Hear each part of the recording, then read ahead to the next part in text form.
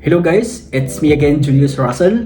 In today's video, I'll share to you the 7 NCLEX test taking strategies that helps you to answer your NCLEX questions. At the end of this video, we will try to answer one NG and NCLEX question together using these strategies. So without further ado, let's get started. Strategy number 1 is read the last sentence of the question first before reading the whole scenario. Why? Because it tells you exactly what the question is asking.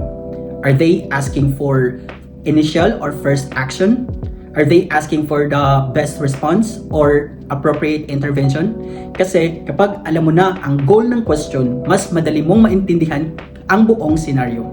Strategy number 2, you have to identify the main problem. So after reading the question, you have to ask yourself kung ano ba talaga ang biggest problem or issues ng ating mga pasyente. Kung bakit sila nagpapa-hospital or bakit sila nagpapa-admit, meron ba silang problema for their airway, breathing, or circulation.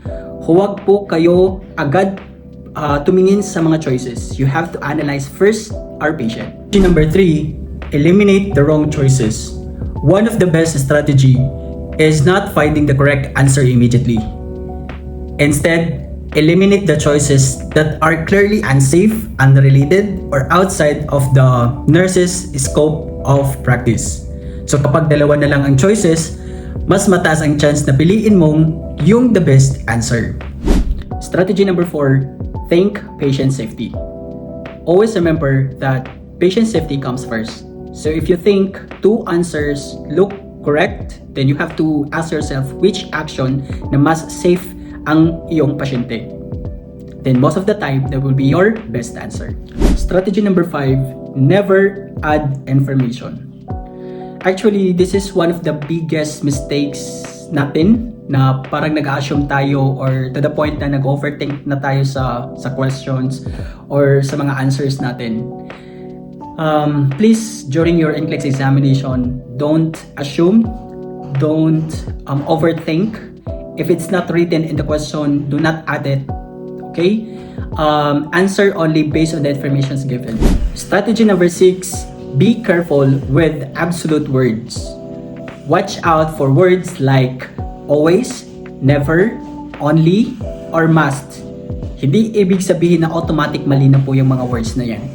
Again, you have to read very, very carefully yung stem ng question. Strategy number 7, think like a safe nurse. So during your NCLEX examination, while sumasagot ka sa yung exam, I want you to, imagine na nasa hospital ka at nagbibigay ka ng safety nursing intervention. And you know what? That's what actually NCLEX wants you to think. Now, let's apply the strategies to answer an NCLEX practice question. So, this is the patient scenario. A 72-year-old client arrives at the emergency department complaining of a shortness breath for the past hour. Which nursing action should the nurse perform first? So, the assessment findings are respiratory rate is 30 breaths per minute, oxygen saturation is 86% on the room air, heart rate is 118 beats per minute, blood pressure is 138 over 84 mercury, lung sounds, crackles in both lower lungs. The client is anxious and says, I can't catch my breath. So, the options are A. Elevate the head of the bed and apply oxygen as prescribed. B. Notify the healthcare provider immediately. C. Administer the prescribed diuretic. Letter D. Teach the client per-sleep breathing. So, step number 1, we're going to read the last sentence of the question first. So, before reading the whole scenario, before reading for everything, let's read the last sentence. So, ano ba yung sentence dito sa scenario natin? Diba? Yung question natin dito is, which nursing action should the nurse perform first? Right? So, this is asking for the first priority intervention ng isang nurse. Diba? So, step number 2, identify the main problem. So, we're going to identify of the concern or issues ng pasyente natin. Diba?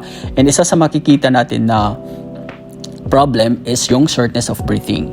And based po sa mga assessment findings, the respiratory rate ng ating pasyente dito is 30. And then yung oxygen saturation rate, oxygen saturation is only 86%. So mukhang may problema talaga or may breathing problem ang ating pasyente dito.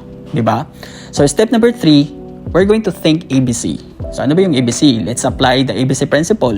Yung airway, breathing, circulation. So breathing is an immediate concern dito sa ating pasyente sa scenario na ito. And then step number 4, eliminate the wrong option. So option letter B, notify the provider. So is it important? Yes, importante po siya.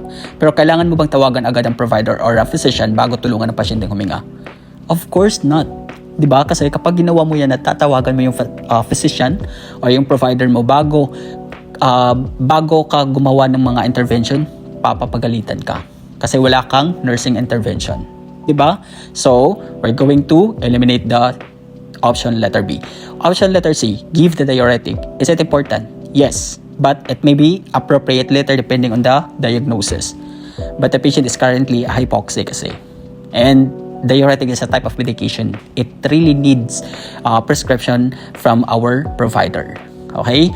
So, eliminate. Letter C. Letter D, teach per sleep breathing. You know what?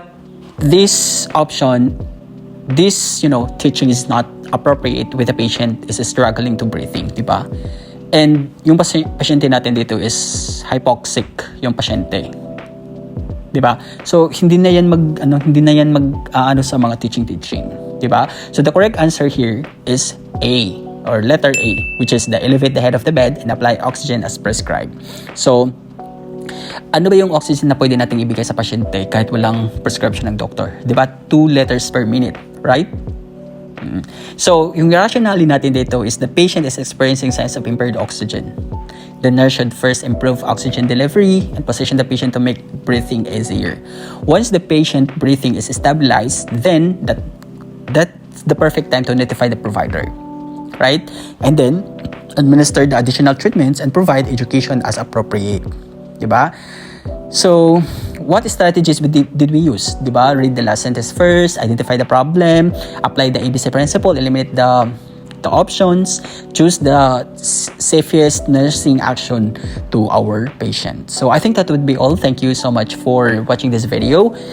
Please follow my TikTok account and also visit my YouTube channel. Search Nurse Russell because I have a lot of nursing content and tips there. Okay? So, again, maraming salamat. God bless you.